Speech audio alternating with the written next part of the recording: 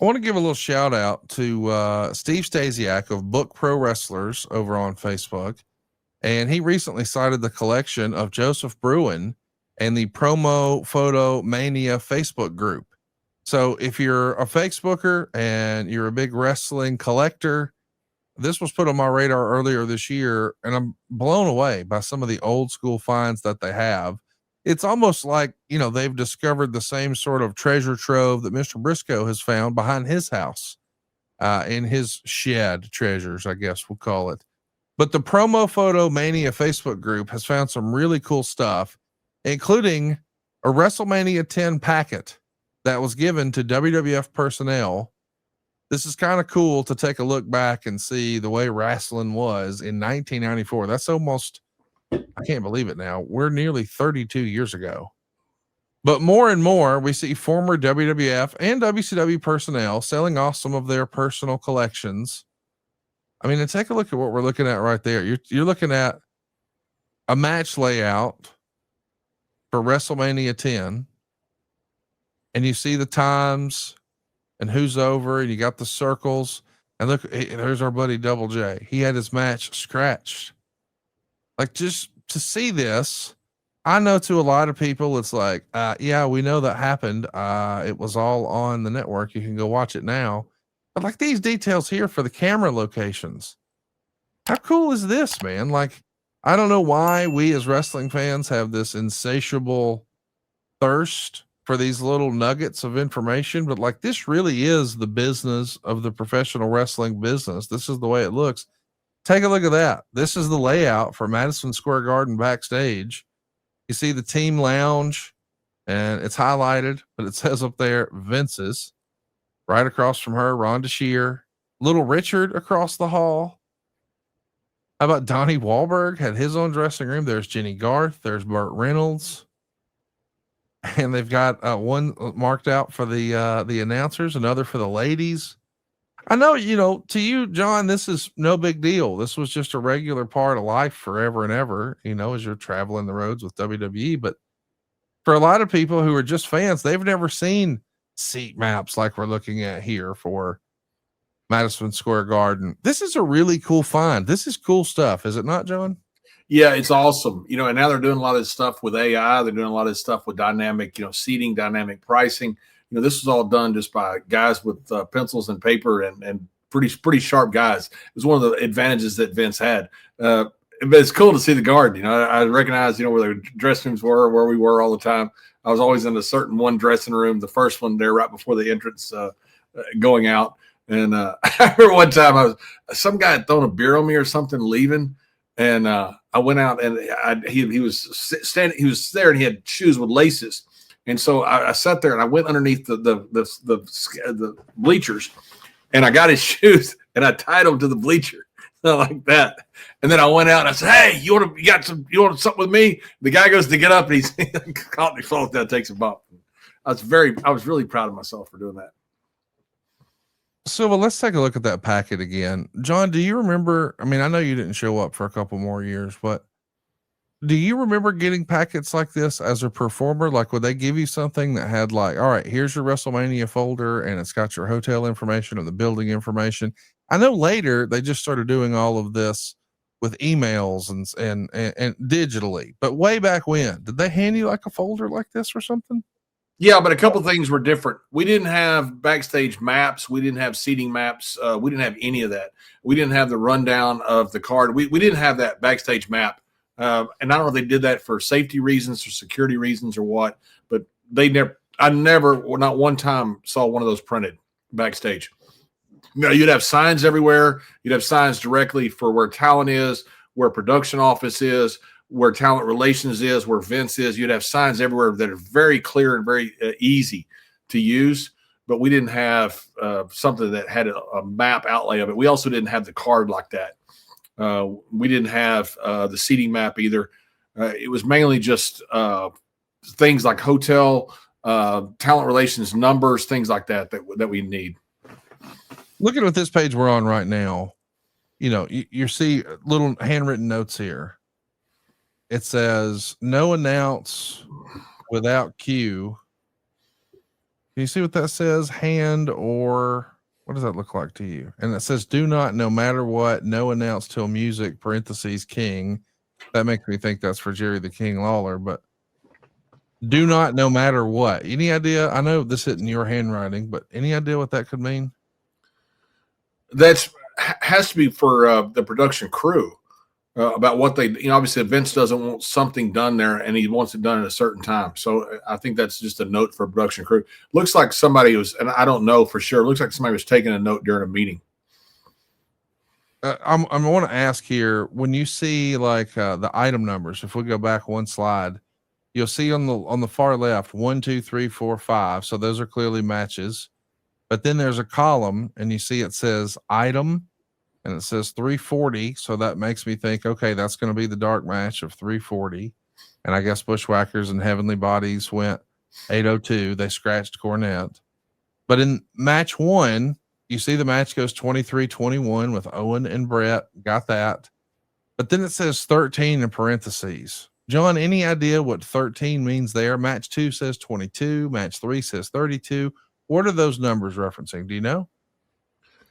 No, I don't. I don't know if that's I would think that'd be total time allowed, but it doesn't match up to the times that were done. Right. So I mean, I can see having a 22-minute time allowed. Then you have all kinds of, because of Doink and Dink, all types of video packages and stuff to fill in that extra time. But it doesn't make sense with the Brett match. So I don't know what those numbers would be. Now we also see on here that it does have referee assignments and agent assignments. My understanding is the talent, as you said, didn't necessarily get one of these, but it would be on a board backstage. Is that right? Yeah, 100%. So we believe that what we're looking at here is probably from the collection of someone who worked on the production side of things, not necessarily someone who was in front of the camera, correct? Correct. Yeah, this is a production sheet. This is not something I don't think that would go necessarily to talent, because talent doesn't need to see this. Talent doesn't need to see a lot of this. So this is something that would go to a production talent that would be part of the show, the manufacturing, the nuts and bolts of the show. I do want to ask a little bit about how the pairings are with regard to referees and agents. Like in match 1 from the pay-per-view, it was Brett and Owen. Probably no surprise. Pat Patterson is the agent and the referee is Earl Hebner. Is that because Pat really liked working with Brett, or is it because Brett really liked working with Pat and Earl? Combination of that? Does Brett have enough quote unquote stroke to make that so, or how is that assigned as best you can recall? Brett certainly had enough stroke to make that so. There's no doubt about that. Just as Cena did, or any top guy had the ability to. Owen would too if he wanted to request one. Vince would certainly put guys with people they want to work with rather than guys they had a problem with. But it goes down to Vince. Vince is the one that wants this agent with this person. You have Pat Patterson there. That's very important, just like Jack Lanza. I mean, that's a big deal. That Vince puts those guys with specific guys that he wants to be taken care of. Were there other, like, as we look at the other different slides, I mean, you see the different names of agents and referees. Were there certain ones that worked well together? Like you see, the different agents are like Tony Gurria and Chief Jay Strongbow and Jack Lanza. Were there certain talent, or I know that there's allegiances with agents and talents, but did agents have favorite referees, or is that not necessarily the case? No, 100% true. The Hebners traveled with Lanza. Okay. Dave and Earl both traveled with him. They're with him all the time. Lanza and Gurria traveled together, and so the Hebners were obviously good friends with Gurria too. So they were very good friends. So that was a main reason. Jack wanted to work with people that he liked. He always wanted to work with people that are very competent. But Jack wouldn't work with guys he didn't like. He had a bit of an issue with Vader at one point, and Jack just didn't want to work with him. He's, for whatever reason, they like that, and Jack didn't want to work with him, and so he didn't. Man, super cool to see this. I want to ask you one last question about this format. The camera positions are listed. I know that you said that you guys wouldn't normally be given access to all the other stuff. I don't think necessarily that you would know necessarily where all of these are, but I know as time went on and production got more advanced, this did become more and more of a priority. I mean, we've always heard that wrestlers who were coming from WCW or other organizations had to learn the quote unquote WWE way. And by and large, a lot of that meant best practices with regards to production. You always want to be facing the hard cam, work 3 sides of the ring, that sort of thing. Do you remember when you were an active in-ring wrestler, not doing commentary and more on the production side, but when you were wrestling, were there discussions beyond just the hard cam piece of business? Did you need to know where all these other cameras are? No. And it was specifically on orders from Vince. That's changed over the last 30 years completely. Okay. Vince would tell you when you came in, don't find the camera will find you. And that's huge. That's a complete change from what they do now. Nowadays, you're finding the camera. But Vince would tell you when you come in, don't worry about the camera, in case you're in the territories and you'd worked, always worked to the camera, always made sure you talked to the camera. Vince hated that, hated you talking to the camera. But Vince did not want you to work to the camera, except for the hard cam, of course. You got to have the hard cam the right way. You want your finish done the right way, set up for the hard cam. But as far as the cameras that are on the floor, absolutely not. Vince specifically would give you instructions. The camera will find you. And that's completely different, 180-degree different from what they do today. I do want to ask, when you're thinking back to your time in the ring, did you have relationships with the camera guys? Like in my head, it feels like as a wrestler, you really want to buddy up with the camera guy, because if he's got any ideas, you want him to bring those ideas to you, right? Am I ever thinking that? Yeah, and they can make you look bad if they want to. Yes. Yeah, and they got egos too, by the way. They're just like us. They got egos too. Those are good dudes, man. They love the camera guys. A bunch of Marty and the guys came to Bermuda when I was there running and helped me put on an event there for charity. Good dudes, man. I've known those guys for 30 something years, from Stu and Marty and every single Rambo, every single one of them. Know them all by name. I see them all on flights, and I talk to them all. Know about their families, where they're from. They're just good dudes, man, and they're part of the family. Just as much or more so than me or anybody else, because they're every single week. Me and Michael Cole used to always laugh. Me, him, and Kevin are the only ones. Kevin Dunn are the only ones that watch all the matches. and the camera guys are also in that. They sit there and watch all the matches. They watch a lot of wrestling. They've seen more wrestling than anybody else in history the last 30, 40 years, because they film every single match. But yeah, it was important to know those guys. For one, they're good guys. But two, as a business gesture, you want to be friendly with those guys, because they'll give you great advice. They're out there every single day filming stuff. They have great knowledge about what works and what doesn't. And a lot of times you can go talk to them and say what works and what doesn't.